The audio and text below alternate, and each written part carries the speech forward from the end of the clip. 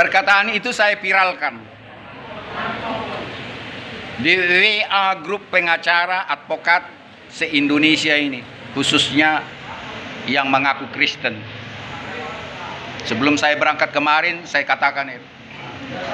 Seorang advokat Kristen harus bisa bersaksi seperti kesaksian daripada Rasul Paulus dalam Filipi 4 ayat 13. Segala perkara dapat kutanggung di dalam Dia yang memberikan kekuatan kepadaku.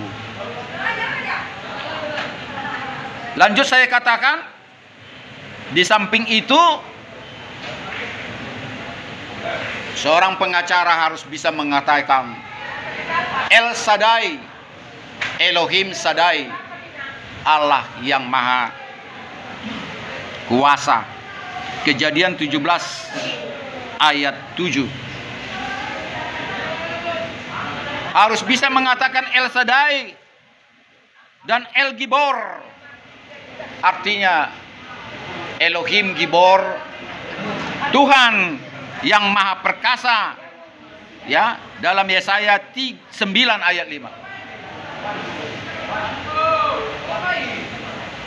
Saya perlambat, mungkin Anda mencatat. Ini perlu, karena saya memakai istilah Ibrani langsung, nggak pakai istilah Inggris Yunani.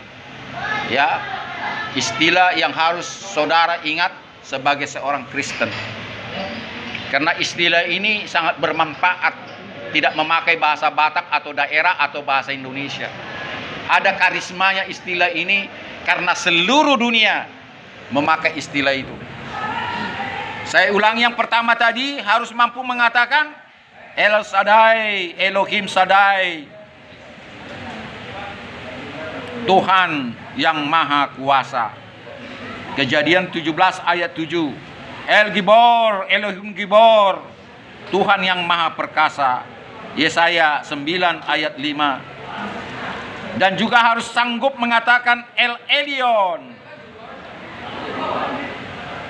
bahwa Tuhan kita adalah Tuhan yang kekal dan tidak berubah-ubah, Tuhan yang tidak bermula dan yang tidak berakhir, karena segala sesuatunya adalah ciptaannya, miliknya, dan tidak satu makhluk pun yang mengetahui kapan Dia muncul dan hadir di alam semesta atau di luar alam semesta ini. Itu saudara bisa lihat di dalam Mazmur 21 ayat 8. Atau Yesaya 2 ayat yang ke-11. Dan Dia adalah oknum yang kekal. Oknum yang kekal untuk selama-lamanya. Dia tidak mempunyai masa. Itulah Tuhan kita, El Olam, Elohim Olam. Kejadian 21 ayat 13. Ya. Dia memang yang kekal untuk selama-lamanya. Tetapi kita harus jangan lupa bahwa Tuhan kita pencipta langit dan bumi, Bapa di sorga, Yahweh, Jehovah, Dia adalah oknum yang maha cemburu. Elkana, Elohim Kana. Dia cemburu kalau kita menomorduakan Dia atau memakai ilah-ilah lain atau mempertuhankan Tuhan yang lain. Dia sangat cemburu. Ya, itu dikatakan dalam Keluaran 20 ayat 5. Dan satu hal kita jangan lupa, ya, Tuhan kita pencipta langit dan bumi bukanlah yang diciptakan oleh manusia. Bukanlah hasil dari pahatan, tuangan, bukan hasil daripada bim salabim maka terjadi Tuhan kita. Tetapi Tuhan kita itu adalah Tuhan yang hidup. El Kai, Elohim Kai, K-H-A-Y. Tuhan kita hidup. Artinya Dia mendengar, melihat, dan merasakan Dan dia mempunyai suatu perencanaan. Itulah ciri-ciri orang yang hidup. Saudara bisa lihat di Yosua 3 ayat 10. Yosua.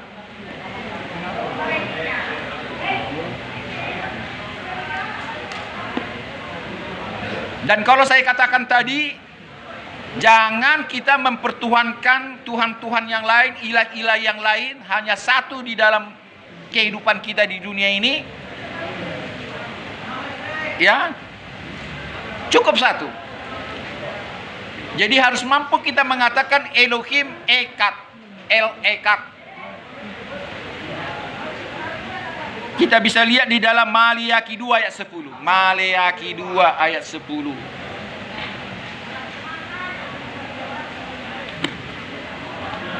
Nih, yang nggak punya pulpen, silakan maaf. Maleakhi 2 ayat 10. Dan kalau sudah kita bisa mengatakan itu semuanya, ya, dari beberapa istilah yang saya katakan tadi, maka saudara sudah bisa melihat bagaimana kuasanya. Dan saudara akan bisa bersaksi seperti Raja Daud, engkau adalah gunung batuku. El Sali, Elohim Sali, engkau adalah gunung batuku. Itu seringkali Raja Daud bermazmur dengan istilah Elohim Sali. Kita bisa lihat di dalam Mazmur 4 ayat 10.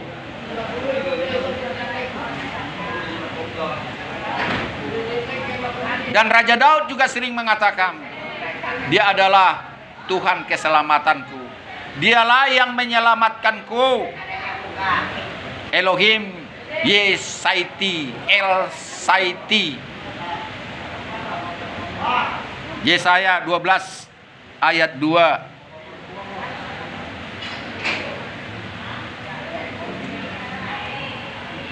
Ya, jadi ada beberapa istilah-istilah yang kita jangan sampai lupa. El Shaddai, El Gibor, El Elyon, Al Olam, El Kana, dan termasuk El Kai, El Kat, El Sali, El Yesadai, El Saiti. Ada banyak istilah-istilah, bahkan mungkin sampai mendekati ratusan, ya, untuk mengatakan dia siapa gitu. Ya. Dan itu pengakuan daripada orang lain, nabi atau yang bukan dari pengakuan kita. Pengakuan dari kita bisa saja saudara bikin istilah, siapa dia yang saudara rasakan selama ini. Ya, siapa dia yang saudara rasakan selama ini? Pakai istilahmu. Kalau orang Batak, dari nenek moyangnya dulu, opung mula jadi nabulun. Ada banyak mengatakan salah. Nggak ada salah agama Parmali mengatakan itu. Saya pikir-pikir di mana salahnya. Opung itu, ya, kita orang Batak harus jangan menyalahkan lu. Terlalu gampang menyalahkan. Istilah orang Batak bilang opung kepada orang yang dituakan, orang yang di atas opung tidak ada lagi. Makanya orang mencoba mengatakan pencipta langit dan bumi Tuhannya itu opung, nggak ada di atas opung lagi. Kalau orang Inggris, dia bilang apa? Lord, oh my Lord. My Lord, sama raja pun my Lord. King James, ya pokoknya raja-raja Inggris, oh my Lord. Istrinya sendiri Lord, dipanggil suaminya. Anaknya juga manggil raja Lord. Bukan papi, ditendangnya kau. Papi kau bilang sama raja, sungkem. Gak usah jauh-jauh, orang Jogja sampai sekarang masih sungkem. Ndoro, di sini banyak orang Jawa sampai sekarang, walaupun istrinya anaknya Ndoro. Ada lagi istilah yang saya nggak ngerti. Lebih tahu orang Jogja itu. Jadi saya mau katakan, saudara bisa bebas mengatakan dia siapa. Sesuai dengan bagaimana pergaulanmu selama ini. Ya. Kalau parmi itu ada istilahnya sama tuak. Apa istilahnya itu? Coba, ada parmi itu, minum tuak, ada istilahnya tuak. Mana ya? Jangan munafik lah. Apa itu? Tuak itu istilahnya apa? Ada itu, saya lupa. Si Padau Holso yang menjauhkan apa ini? Yang menjauhkan stres. Tuak itu si Padau Holso. Ada lagi istilah-istilah yang kita orang Batak pakai ini. Ada kopi, jenis-jenis kopi. Saya baru pertama saya dengar, saya ketawa. Ini nama kopi apa ini? Saya bilang enak kali. Ini nama kopinya Sigara Rutang. Bahasa Indianya tahu, Sigara Rutang. Kopi pembayar hutang. Saya ketawa lah. Loh, ya memang itu terjadi di kampung ini. Rata-rata yang punya kebun kopi ini banyak utangnya. Tunggu panen baru bayar. Saya belakangan ini ke Tanah Karo. Luar biasa petani ibu-ibu situ. Minimal 20-25 orang, antara 20 sampai 30 orang tiap pagi di situ. Harus minum teh susu, telur. Hebat kali ya ibu-ibu sini. Saya belum pernah lihat di sini di tanah saya di daerah Batak Toba begini, saya bilang. Oh iya. Terus langsung saya ngomong sama ibu-ibu itu. Ini minimal berapa ini satu orang ini? Ya bayangkanlah telur di sini kan lebih mahal dari kota Medan katanya. Susu pun lebih mahal dari kota Medan. Setiap hari itu sebelum berangkat mereka berpencar, bekerja. Alasannya jujur kami malas kalau pagi-pagi melakukan itu. Tapi kami rajin ke sawah. Diakui itu. Kami malas bikin kopi telur susu pagi-pagi. Kami langsung di sini. Bisa kami ngobrol, bisa kami tukar pikiran. Rata-rata mereka tuh dicatat itu. Hari ini, besok dicatat itu. Setelah panen nanti jeruknya, entah apapun yang ditanam, dibayarlah itu. Itulah namanya kalau orang Toba jeruk Sigara Rutang. Begitu panen terus datang, bayar. Tapi ada sisa loh. Gak mungkin gak ada sisa ya.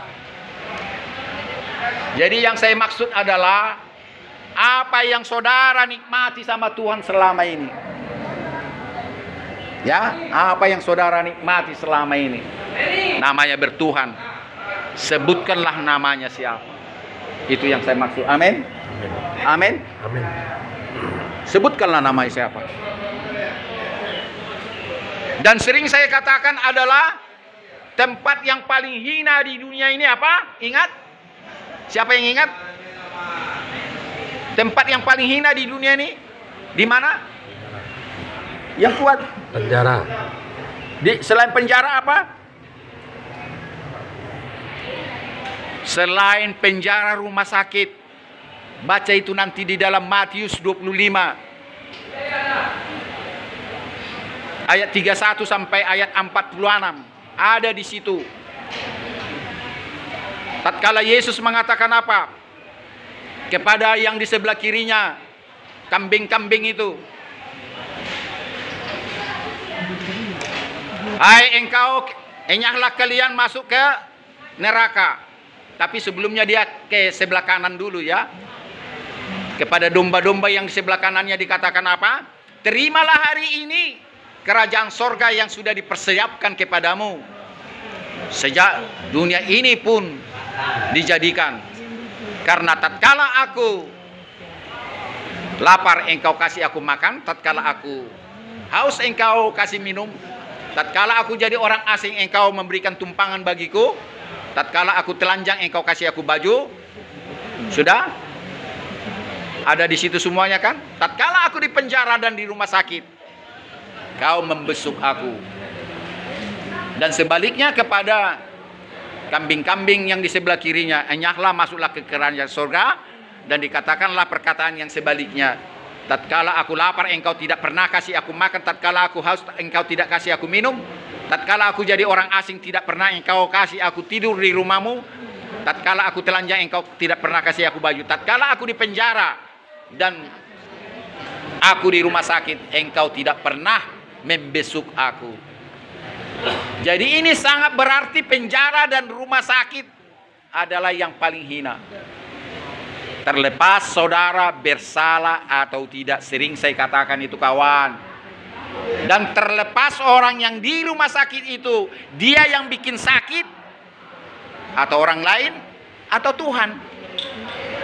Tetapi di penjara dan di rumah sakit adalah tempat yang paling hina. Bukan di pelacuran, bukan tempat mengocop, bukan tempat main judi, bukan tempat buang sampah, bukan di tempat goa-goa yang tidak ada makanan dan minumannya. Tidak. Hanya satu alasannya. Apa alasannya? Apa alasannya? Karena mereka semua itu orang terbebas. Orang di penjara mana ada bebas? Orang di rumah sakit mana ada bebas? Penjara dan rumah sakit adalah orang-orang tertawan. Tidak bisa marah dokternya, ya, marah satpam.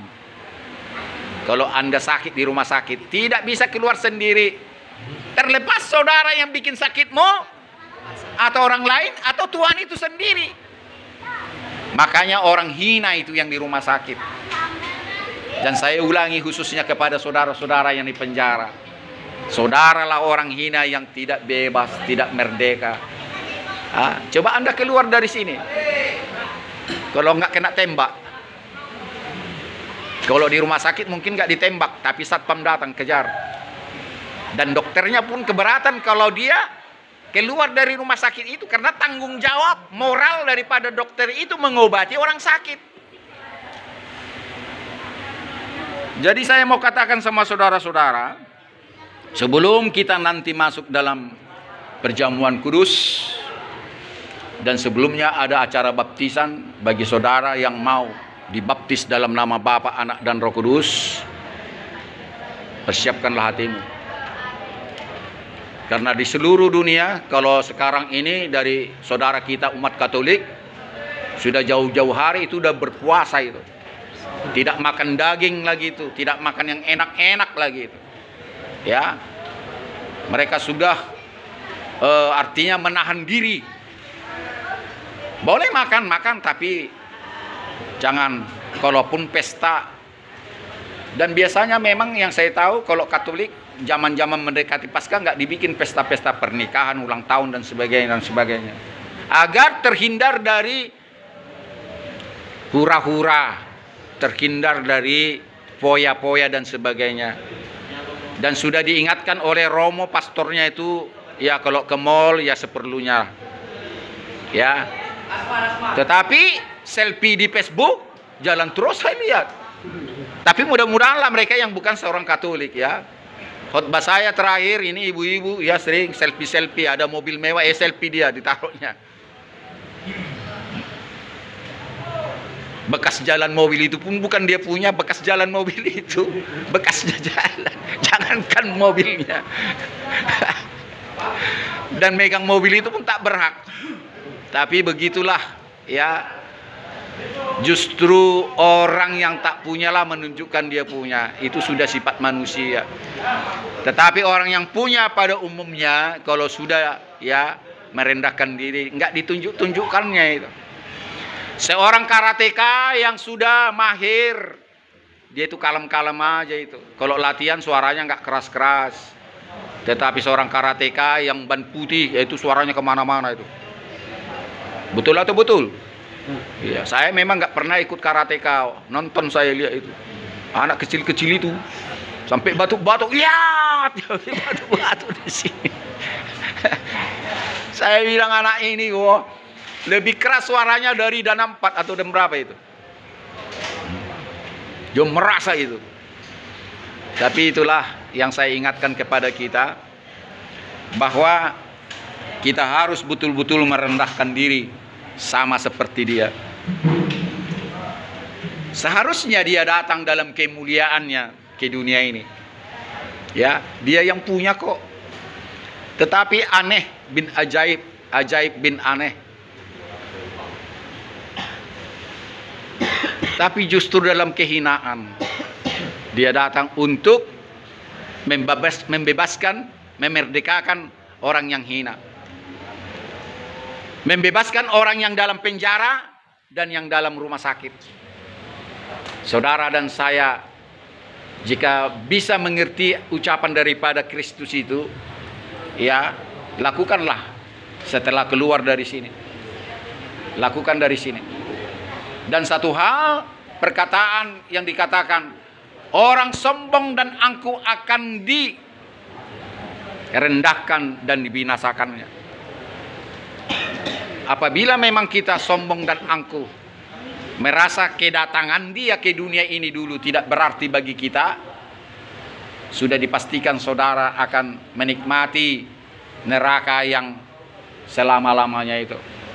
Tetapi apabila dalam kerendahan hati, justru dia dalam kehinaannya lebih hina dari saya. Lahir saja di kandang domba, sedangkan kita lahir minimal ini di puskesmas dan sebagainya. Minimal ada orang yang membantu ibu kita dulu, ya. Tapi dia hanya Yusuf, tunangannya itu bukan suaminya. Yusuf itu tunangannya, dia tidak pernah bersuami. Status tunangannya itulah yang membantu persalinannya. Dan dia pun disemayamkan, ditempatkan, ditidurkan, dibobokkan di tempat makanan ternak. Tetapi saudara dan saya diselimuti dengan selimut yang tebal, ya, dan tidak dalam awan-awan yang dingin, salju dan sebagainya. Kalau kita tidak bisa merendahkan diri, sedangkan dia bisa merendahkan diri kepada kita, maka kita tidak akan bisa mewarisi Samayim. Maka daripada itu, dunia sekarang ini sudah makin sadar, bukan mencari nikmat dunia lagi, bukan mencari untuk keselamatan dunia ini. Sekalipun banyak lebih tidak sadar. Saya buktikan apa? Sampai sekarang ini sudah zaman COVID-19, manusia selalu menjaga nyawanya, makan vitamin, segala vitamin, amin. Berobat di sana sini, amin. Takut dan tidak pernah keluar rumah. Ketakutan. Dia memelihara nyawanya agar tidak meninggalkan dunia ini. Padahal kondisi sekarang ini dunia sedang menunggu kedatangannya. Mengapa mereka itu tidak mempersiapkan kedatangannya? Itu menjadi pertanyaan. Kalau kita menunggu kedatangannya, tidak usah lagi. Tidak salah makan vitamin, kawan. Saya tidak katakan salah. Tidak salah datang berobat terus ke tempat mewah dan sebagainya. Nggak salah. Tapi saya mau tanyakan kepada mereka itu mana lebih khawatir? Tidak memiliki sorga atau dunia ini? Mereka kebanyakan khawatir tidak memiliki dunia ini, akan mati karena COVID. Tetapi orang yang khawatir tidak akan memiliki sorga, dia mempersiapkan. Dia mempersiapkan dirinya dalam pertobatan. Dia mempersiapkan dirinya dalam melayani dia. Karena dia datang untuk melayani, maka kita juga ada di dunia untuk melayani. Jadi apa misi dan visi daripada Jesus Christ, Yesus Masiah, harus kita lakukan. Sama seperti dia. Saya ulangi, kalau dia datang untuk melayani orang-orang berdosa, kita pun begitu di dunia ini harus melayani. Tadi ada pertanyaan, saya jawab. Tunggu datang hujan baru terbit pelangi. Tunggu datang yang terang baru gelap itu hilang. Dan terang tidak dibutuhkan untuk yang terang. Tetapi yang gelap sangat dibutuhkan yang gelap. Nabirok tu nabirong. Sarupa may. Mardomo do. Jumpa yang hitam sama yang hitam. Maaf ya, yang hitam kulitnya. Saya nggak menyinggung itu. Artinya yang gelap sama yang gelap itu saling menerima itu. Dan tidak ada perlawanan. Tetapi kita kalau sudah merasa dijadikan menjadi teplok atau sumbuh walaupun kecil atau lilin yang kecil, jangan sembunyikan kau, jangan sembunyikan lilinmu. Datangi orang-orang yang dalam kegelapan, datangi orang yang dalam kesusahan. Sekalipun lilin itu kecil, sumbuhnya mau padam, Tuhan masih membutuhkan sumbu yang mau padam itu. Dan dia akan menyambung sumbunya dan menyambung, menambah minyaknya agar saudara lebih berkuasa lagi. Amin. Jika saudara bambu yang mau putus sekalipun sudah patah, masih dibutuhkan kok, masih ada tenaga sekalipun sudah hampir tidak ada. Jika saudara mau, dia akan membebat bambu yang patah itu, dia tidak putuskan. Sehingga Anda kuat menopang segala beban apapun. Bahkan saudara lebih kuat sebelum patah. Amin. Amin. Jadi jangan katakan mustahil saya jadi orang yang berhasil, orang yang berguna keluar daripada penjara ini. Bolak-balik saya bilang, justru saudara lah nanti didengar orang, telinga orang makin panjang, karena saudara sudah mengalami,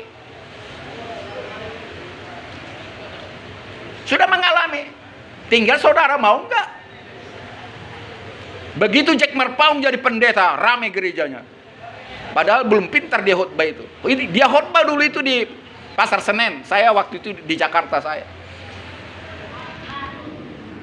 Ya, tempatnya pun dikandang-kandangi pakai ini apa namanya ini? Ini Bu, apa namanya ini? Ini apa namanya? Kain sarung. Gerejanya itu di pajak Senen yang di Jakarta Pusat itu. Kain sarung ditaruhnya gini. Jadi seperti gereja. Khotbahnya biasa-biasa, tapi orang berjubel datang. Jack Marpaung menjadi pengkhotbah. Orang pengen. Bekas narapidana.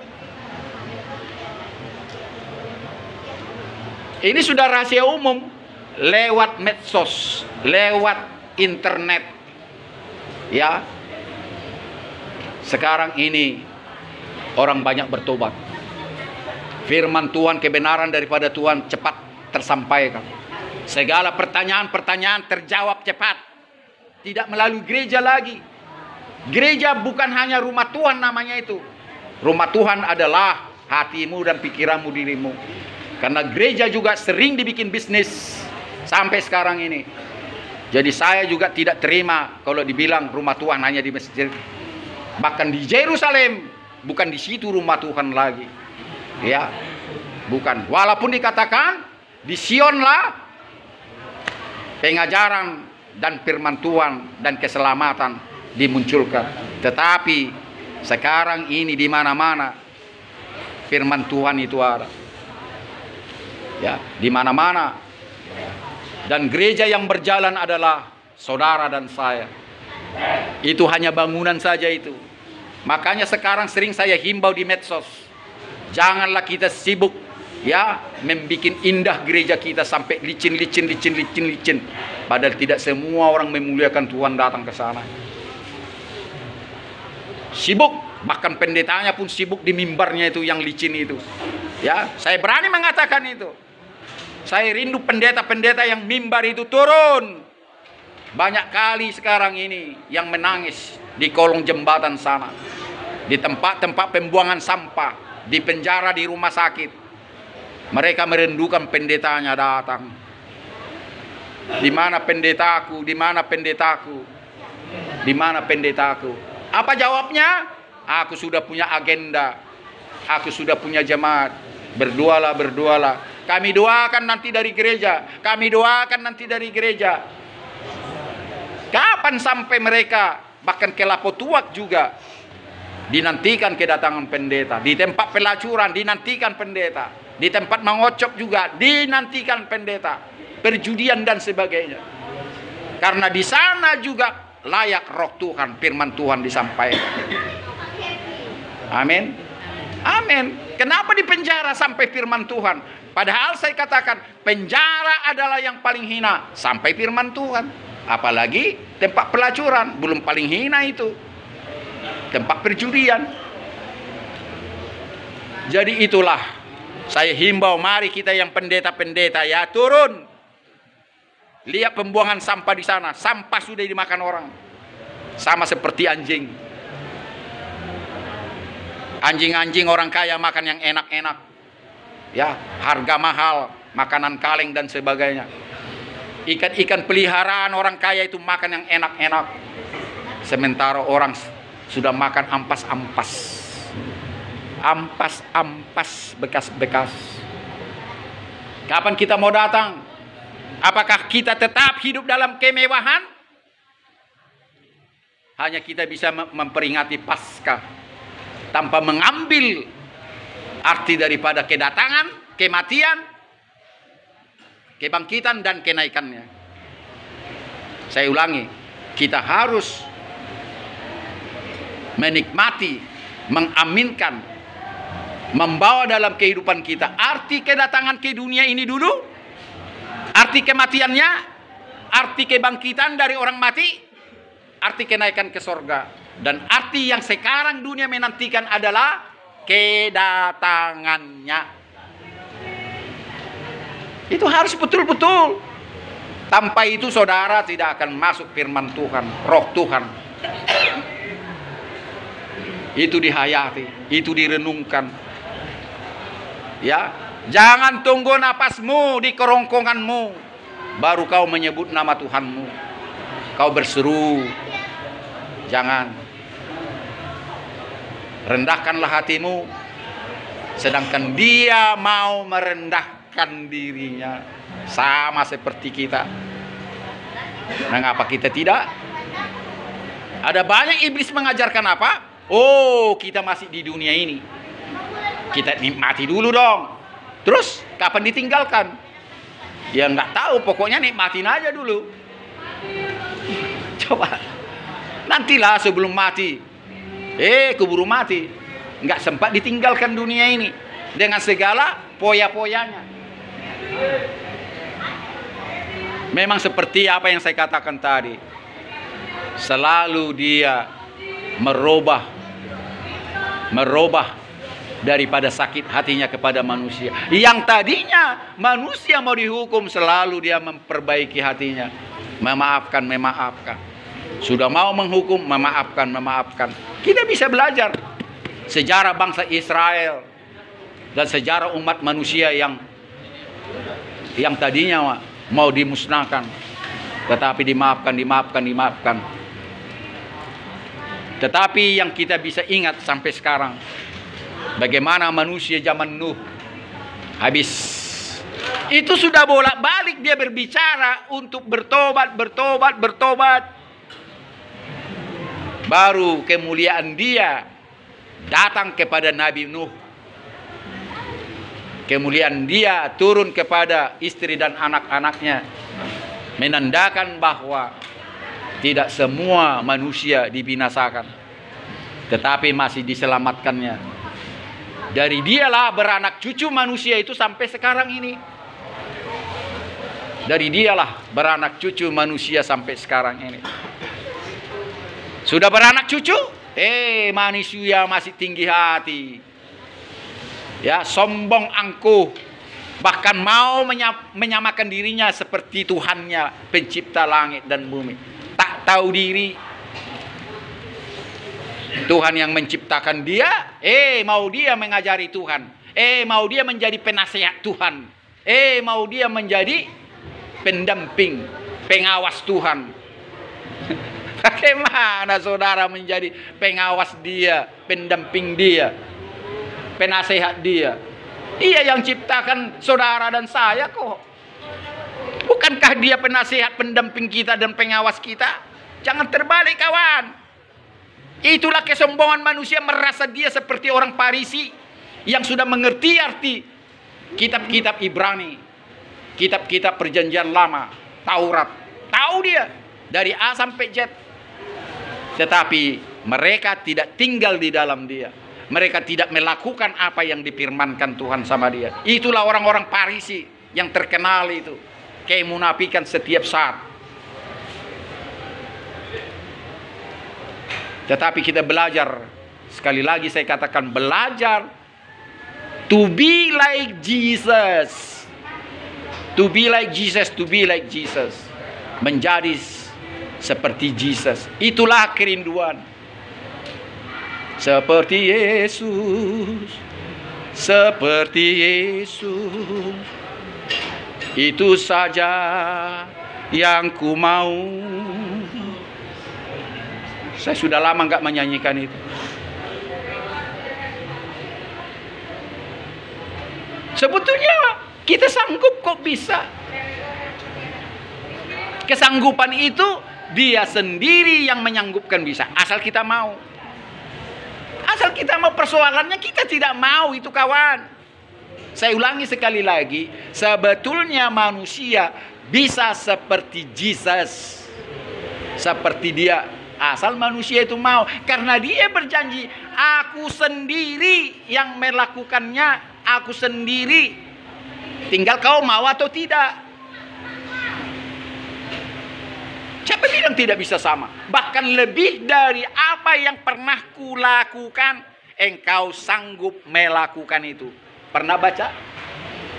Pernah? Pernah kan? Sanggup. Jadi apa yang diperbuatnya tatkala dia sebagai manusia, sanggup kok. Asal kau mau. Lebih daripada itu. Salah satu bukti, dia hanya berkhotbahlah katakan, atau mengajarlah katakan, hanya 3 tahun saja. Sejak umur 30 sampai 33 tahun dia sudah koid. Dan dia sudah naik ke sorga. Hanya 3 tahun dia sebetulnya katakanlah menginjil. Kalau saya bayangkan dari 76. Saya sudah kalahkan dia, betul? Amin. Sekali lagi saya katakan amin. Saya sudah mengalahkan dia. Saya 76 sampai 2021. Sudah melakukan ini. Dia cuma 3 tahun. Dan sekarang banyak manusia sekali khotbah ratusan ribu. Yang lihat melalui satelit, kalau dia paling berapa? 5.000 orang. Kalahkan dia. Iya. Di situ dia kalah. Setidaknya manusia sanggup melebihi daripada kemampuannya. Asal mau. Makanya dia menciptakan ini, komputer ini. Inilah diciptakannya agar kita sanggup melampaui kemampuan dia. Tapi tidak semua manusia yang bisa melampaui dia. Apa yang dikatakan Rasul Paulus? Ya, aku berlari dan berlari menuju kesempurnaan sama seperti yang dimiliki oleh Tuhan Yesus. Dan dia tetap mengaku tidak bisa sempurna seperti itu. Baca kitab suci. Terus dia berusaha. Persoalannya kan jangan kita langsung minder. Ah, tidak mungkin. Rasul Paulus pun sudah bersaksi tidak bisa. Tetapi dia terus mengotot dan mengotot. Tuhan hanya itu melihat kok ada nggak kesembuhanmu. Itu persoalannya. Ada kerinduan, ada kemauan nggak sama seperti dia. To be like him. Sama seperti dia. Itu kok. Dia mengetahui dan dia menguji hati seseorang. Jadi jangan bilang, ah pendidikanku SD pun nggak tambah. Persoalan tidak sekolah mengikut Yesus. Tidak semua murid-muridnya itu pernah sekolah. Bukan persoalan kita mengecam sekolah, enggak. Persoalannya pernahkah kita mengecam firman-Nya? Pernahkah kita mengecam kuasanya? Itu bagi orang yang sudah mengecam firman atau kuasanya, diberikan firman atau kuasa berlipat kali ganda, berlipat kali ganda. Karena dia sendiri yang bekerja atau memampukan kita melakukan segala perkara di dunia ini. Tadi ada pertanyaan sama saya sebelum acara. Apa artinya mencari kerajaan sorga? Baru segala sesuatunya dilimpahkan, diberikannya kepadaku. Itu nats Pak Pendeta dulu kasih sama saya waktu saya dibaptis. Oh iya. Artinya bukan kerajaan sorga di dunia ini kita lihat bagaimana di situ orang-orang yang di sorga, enggak. Mencari kerajaan sorga adalah bagaimana kita mencari apa yang kita lakukan sesuai dengan kehendaknya. Segala sesuatu yang kita perbuat itu harus segala sesuatu yang dikehendakinya. Itulah kerajaan sorga yang kita cari. Cari dahulu kerajaan sorga, kita melakukan apa yang dikehendaki. Memang apa yang dikehendaki tidak semua yang bisa kita lakukan. Tetapi segala pekerjaan, segala perbuatan kita, semuanya itu harus dikehendakinya. Karena berbeda-beda kita. Saya pengacara, ada pedagang, ada guru, kan beda-beda. Gak mungkin saudara masuk ke pengadilan bersidang tanpa pengacara atau jaksa atau hakim. Artinya segala sesuatu yang kita kerjakan harus semuanya dikehendaki. Itulah yang dimaksud cari dahulu kerajaan sorga. Baru segala sesuatu yang engkau harapkan diberikan, dicukupkan kepadamu. Itu artinya mencari uang, mencari kekayaan. Nanti dikasih itu. Sedangkan burung pipit tidak menabur, tidak menyiram, dikasih makanan. Sedangkan bunga bakung tidak memintal dia, diberikan keindahan. Apalagi saudara dan saya.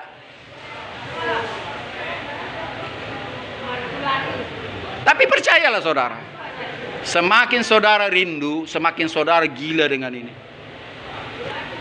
Dan semakin saudara boleh meninggalkan keinginan-keinginan keduniaan. Itu karena dia itu. Makanya ada bahasa Batak pernah saya bilang, nadi belon katanya. Artinya udah gila, memang gila. Gila dalam arti positif, bukan miring kayak gini sarafnya putus dan sebagainya. Bayangkanlah, pagi-pagi bukan cari uang tapi merenung. Orang pagi-pagi, mimpi apa kau? Mami, mimpi apa mami? Papi, nak, mimpi apa? Enggak mimpi pak. Ya mintalah sama Tuhan biar kau mimpi, biar dapat kita.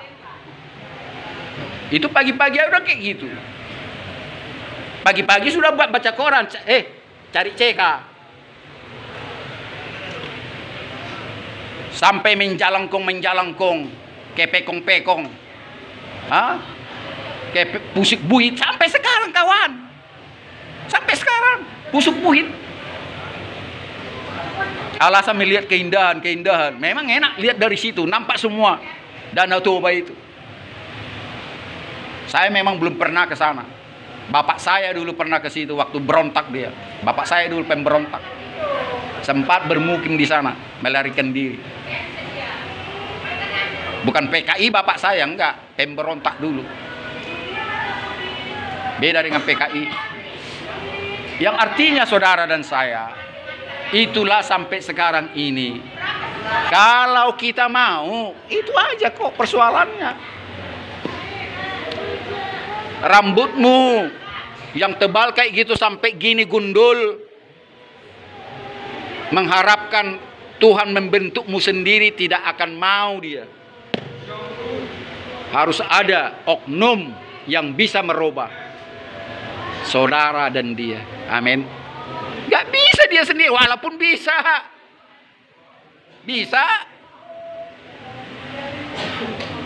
Dibutuhkan, mau nggak kau? Pernah saya ingat bagaimana Tuhan, aku mau mengikut kau sekarang. Oh belum. Ingat siapa itu? Petrus. Ada waktunya. Sedangkan ngotot dia mau, tunggu.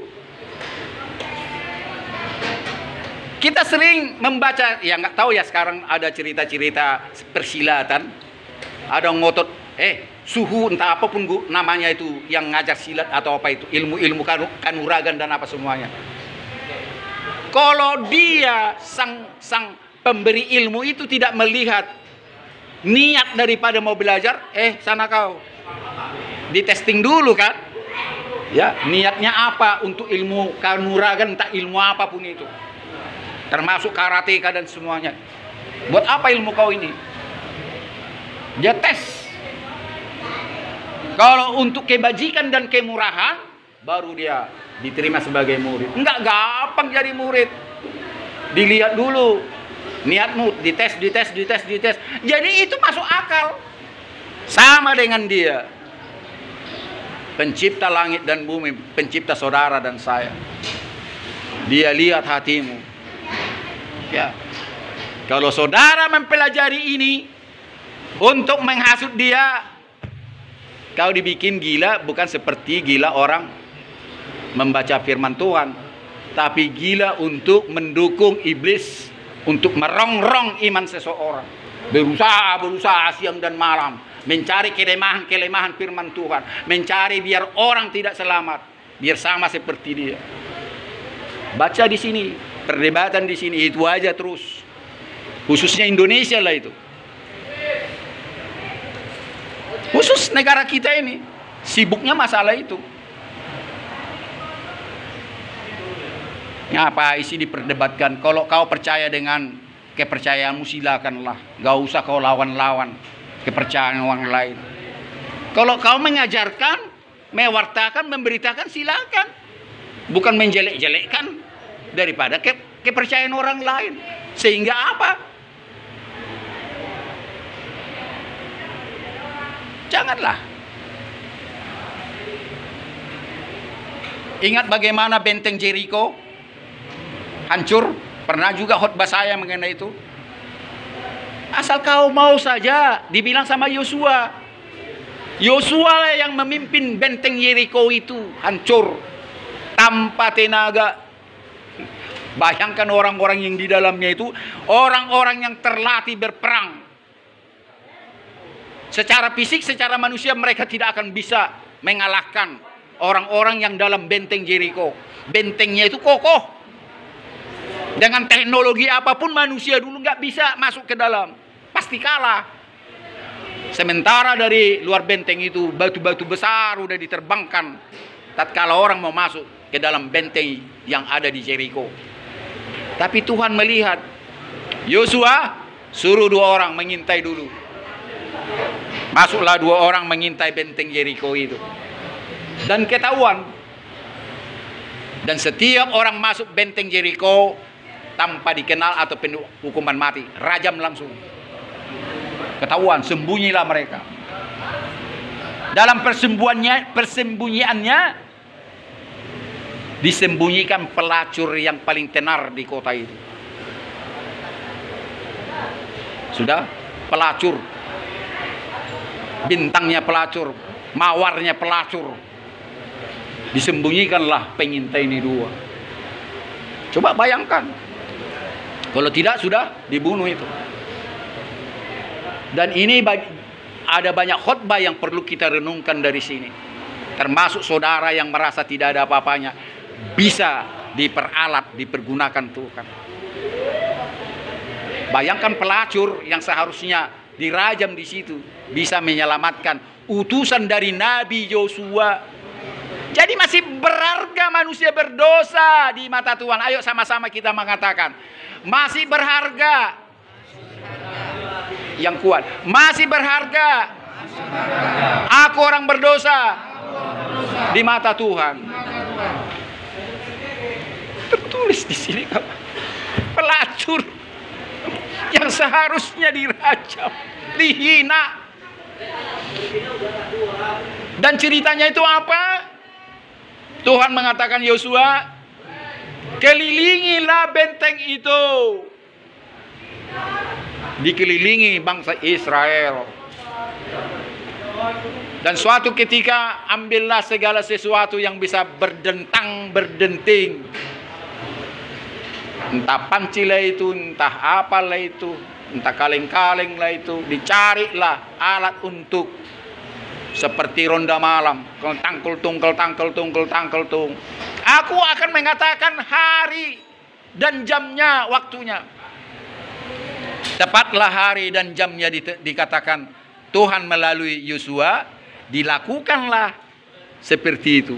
Saudara tahu ceritanya ini? Benteng itu tetap terkunci rapat, tidak ada yang masuk dan keluar. Aneh bin ajaib, ajaib bin aneh. Mereka saling berperang. Amin. Mereka sendiri yang berperang di dalam benteng ini sampai habis. Tetapi wanita pelacur itu diselamatkan. Tepuk tangan buat Tuhan. Sama Tuhan tepuk tangan. Coba. Pelacur itu diselamatkan. Dan dia tidak pernah dilukai. Jadi kalau saudara merasa berdosa, sekali lagi saya katakan, saudara dan saya masih berharga dan bisa dipakai Tuhan. Karena dia datang di dunia bukan melihat orang yang tidak berdosa, bukan melihat orang yang mulia, bukan melihat orang saleh, justru melihat dan menjumpai orang-orang berdosa. Dan disinilah dibuktikan bahwa Tuhan, bahwa saudara berharga di mata Tuhan. Perhatikan dan renungkanlah cerita benteng Yeriko. Seorang Rahab namanya, wanita pelacur tua. Rahab bisa dipergunakan Tuhan menyelamatkan dua pengintai Nabi Yosua dan sekaligus merobohkan benteng Yeriko itu. Amin. Sebagai kata-kata terakhir, sudah siap saudara untuk perjamuan kudus hari Minggu? Sudah siap saudara yang belum dibaptis, yang ragu-ragu? Boleh dibaptis ulang, nggak apa-apa. Kalau ragu-ragu, saya ragu-ragu dulu, nggak ngerti saya dibaptis itu. Tapi sekarang saya udah yakin bahwa dialah Tuhan dan Juru Selamat saya secara pribadi. Kalau saya dibaptis karena diminta orang tua saya, opung saya nggak ngerti. Tetapi saya mau dibaptis karena saya sudah percaya bahwa memang sesungguhnya Dia adalah Tuhan. Dialah pencipta langit dan bumi yang datang dalam wujud manusia dan yang akan datang kemudian setelah Dia menderita, mati dan disalibkan, bangkit dari kematiannya, naik ke sorga, dan sekarang sedang kita nantikan. Nanti kita makan roti pertanda tubuhnya yang sudah kita cabik-cabik. Dunia telah mencabik-cabik, telah membunuhnya. Dan kita minum anggur pertanda bahwa kita juga sudah mencurahkan darahnya di Golgota. Inilah arti Paskah itu, agar kita jangan sampai lupa. Dan Dia sendiri mengatakan kepada murid-muridnya sebelum Dia tertangkap, makanlah roti pertanda kalian dunia sudah mencabik-cabik tubuhku dan untuk peringatan bagiku, dan minumlah anggur dari cawan ini untuk menandakan dan mengingatkan bahwa kalian dan dunia sudah mencurahkan darahku. Ini belum terjadi, sudah dikatakannya belum terjadi saat-saat mau Dia ditangkap itu. Dan terbuktilah bahwa Dia memang pencipta langit dan Dia tahu akan terjadi sama Dia sendiri. Amin. Mari kita bangkit berdiri, kita akhiri ibadah kita. Salibnya, ya, salibnya sangatlah mulia, dosaku disudutkan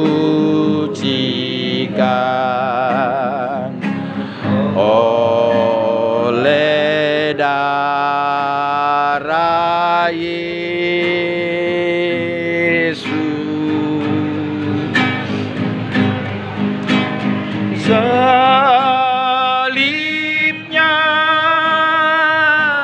salib sangatlah mulia, sangatlah mulia. Dosaku disucikan,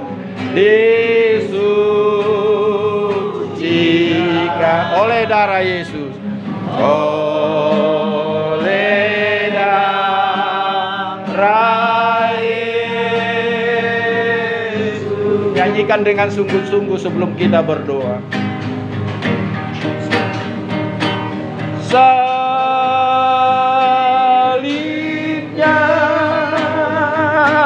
salibnya sangat mulia. Dosaku diampuni, dosaku diampuni, diampuni oleh darah Yesus, oleh darah Yesus. Tanpa gitar kita nyanyikan sungguh-sungguh dengan setengah suara saja. Salibnya,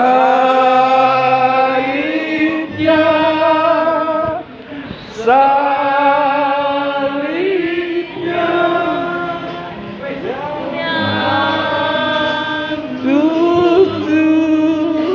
mulia. Dosaku diampuni, dosaku diampuni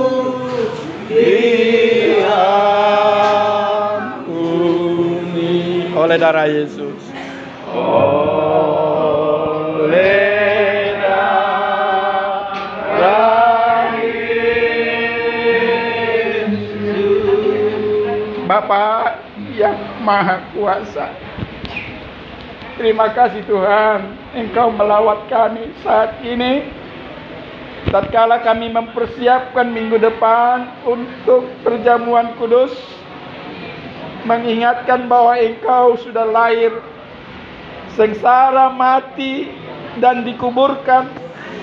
Tetapi Engkau mengalahkan maut itu Tuhan dalam 3 hari untuk menyelamatkan kami yang mati kelak. Bahwa tidak ada kematian lagi Tuhan di dalam Engkau. Karena semua orang yang mati dalam Engkau akan Engkau bangkitkan. Dan bersama-sama Engkau akan menguasai dunia ini 1000 tahun bersama orang-orang yang hidup di dalam Engkau. Tuhan, biarlah Engkau mempersiapkan kami minggu ini, hari ini, ibadah hari ini, untuk ibadah kami tanggal 4 hari Minggu untuk perjamuan kudus. Dan kepada orang-orang yang mau dibaptis dalam nama Bapa, Anak, dan Roh Kudus, tanda Engkau diterima sebagai Tuhan dan Juru Selamatnya. Biarlah mereka dengan sungguh-sungguh mengikrarkan bahwa Engkaulah Tuhan dan Juru Selamatnya yang hidup, dan tidak memakai Tuhan yang lain, ilah lain selain daripada Yesus Kristus yang adalah Tuhan dan Juru Selamat kami. Terima kasih, berkati kami semuanya, berkati saudara-saudara kami yang ada di penjara ini semuanya tanpa terkecuali, berkati saudara-saudara kami dimanapun mereka tinggal sama seperti kami. Berkati dari Pak Manjuntak sebagai Kapolda dan semua jajarannya terbawah. Engkau kiranya memberikan hikmat kepada mereka Tuhan dalam memimpin kepolisian Republik Indonesia di Sumatera Utara ini. Terpuji namamu Bapa, sekali lagi kuduskan dan benarkan ibadah kami hanya dalam darah Yesus sendiri. Kami mau rendah hati Tuhan, mau menerima berkat yang sama yang Kau turunkan kepada dari nabi-nabi terdahulu yang sudah Engkau beri berkati, dan kepada keturunan daripada Daud sampai sekarang ini. Sama seperti kami kerinduan ini biarlah berlangsung sekarang ini. Sebelumnya Tuhan, bersama-sama dengan Engkau kiranya memanjatkan doa daripada yang sudah diajarkan Yesus Kristus kepada kami. Bapa kami yang di sorga, dikuduskanlah namamu, datanglah kerajaanmu, jadilah kehendak-Mu di bumi seperti di surga. Berilah kami pada hari ini makanan kami yang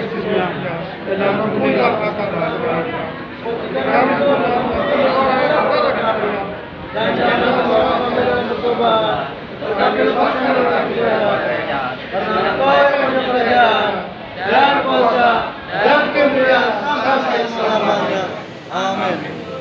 Tuhan Elohim Bapa di sorga memberkati dan menaungi engkau. Dia saat ini dalam rohnya menghadapkan dan untuk menyinari engkau dengan kuasa Roh Kudus, sehingga engkau diberikan kasih karunia dan damai sejahtera untuk selama-lamanya. Biarlah ini berlangsung sampai Dia datang, Yesus Kristus, untuk kami di dunia ini.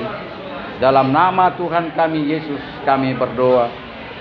Bapa, terima kasih. Bapa, terima kasih. Bapa, terima kasih. Bapa di dalam surga,